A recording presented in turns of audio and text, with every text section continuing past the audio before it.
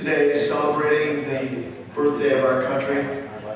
But I think all of us understand that today our country is in a bit of a state of disrepair due to the goings-on of the last 8 years or so. And, well, most of that can be attributed to our good president and those who facilitated his efforts at getting us to where we are. We must look at ourselves. We have to work harder than we have in the past to make sure that this, what looks to be a nice rail for us to glide upon to victory this year, to make sure that we get there. I used to run track when I was in high school, and you know what? When you see that finish line, that's when you run the hardest. And we may be in sight of the finish line a little prematurely. We've got to work very hard, harder than we ever have. We have to make phone calls. We have to talk to our neighbors, most particularly here in the villages, because if we're going to elect Barack Obama, and in the villages, the portion that is in District 5, we're going to need people talking to people.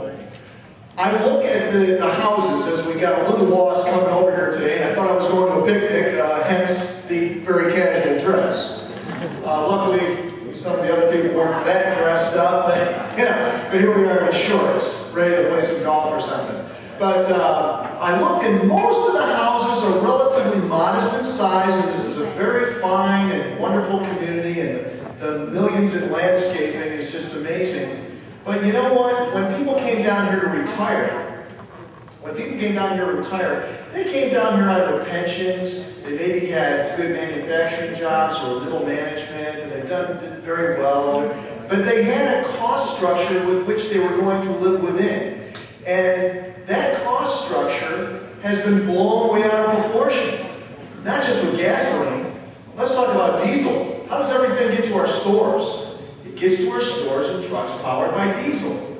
And the lack of foresight in seeing the developing world, India and China are competing for that diesel fuel. And that's why the diesel fuel, which used to be lower than gas, is now closing in on $5 a gallon. You look at this sign, and while my name's on the sign, I had these signs 2 years ago. Better off had enough. Well, if you ain't had enough by now, when are you? What do we have to look forward to? And we have to look at what's been done for the veterans. I've been getting plenty of, I wasn't really going to run this time, but I was getting emails from veterans and other people mentioning issues that were of concern to them. And I know there's some veterans in this room, and when we sit here and we look at veterans having to wait to get their health care, with veterans looking at options for having their disability disability payments from veterans-related disability subtracted from their Social Security checks, I think that's a problem. When we look at our returning veterans and the issues that they're having. I worked at the Veterans Administration Medical Center, James Haley, in the emergency room for a few months under contract last fall. And I saw firsthand, while I've taken care of many veterans in the past, the VA is a different place to work. And I saw the PTSD, which is, a lot of our Republican friends in office say, pick yourself up by your bootstraps. No, that is a different thing. That is absolutely a different thing. I saw the people coming in and, being Baker acted because they're, threatening to kill themselves or hurt themselves because of what they've experienced. And so we need to take care of our veterans. But we need to change this paradigm of rising costs, and it's up to us to communicate the message. Now, of course, I'm in healthcare. Well, I was with the Citrus County Board of Realtors for their endorsement little interview the other last week or so ago. And what were the 3 questions they asked about? Number 1 was healthcare. Do you have some kind of a national healthcare plan? Well, of course that was a loaded question because everybody knows I do. I've had one since I started doing this in 2004. Why is that? Because the real estate market isn't doing well, and neither are the associated industries that support it. And so what's one of the first things to go is these people are independent small businessmen and women. Their healthcare premiums. They were also asking about the National Homeowners Insurance Plan that I've had for some time that hasn't gotten the publicity that it deserves. But that helps consumers, not the insurance companies, which Ginny, immediately upon re-election last time, puts together a plan that eventually fell apart, but it was about this reinsurance nonsense. And it did nothing for consumers, because now my homeowner's insurance is now essentially double what it was about 3 years ago.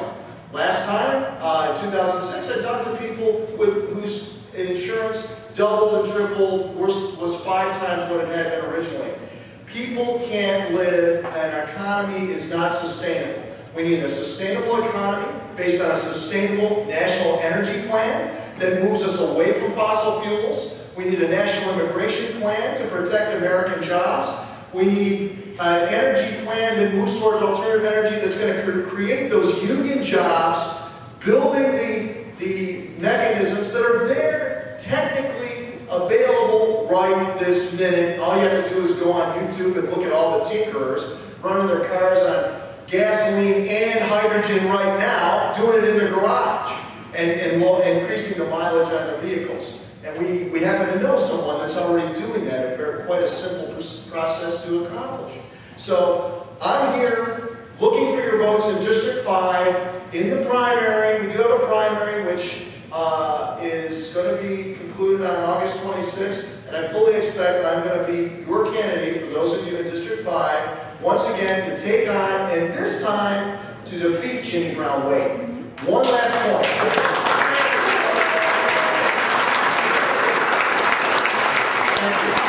One last point, the voting issues.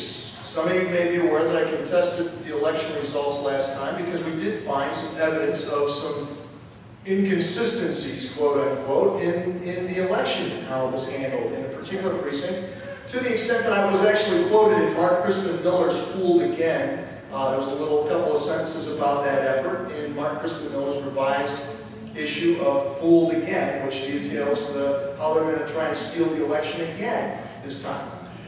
You must communicate, especially to the newer voters and minority voters, that they are going to be pulling out all the stops this time. Of particular interest is going to be your photo ID. When I voted in the primary, they don't want to see my voter ID card. They want to see your photo ID, and you better make sure the address matches what's on your voter registration that they're looking at. We have got to win the election before Election Day on this issue, and not try and fight after Election Day, because we know that doesn't work.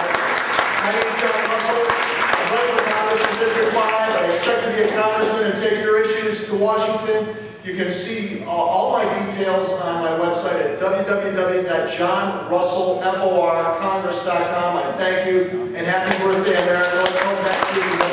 Thank you. Our next candidate is Gloria Haywood for Sumter County Clerk of Courts. Is Gloria still here?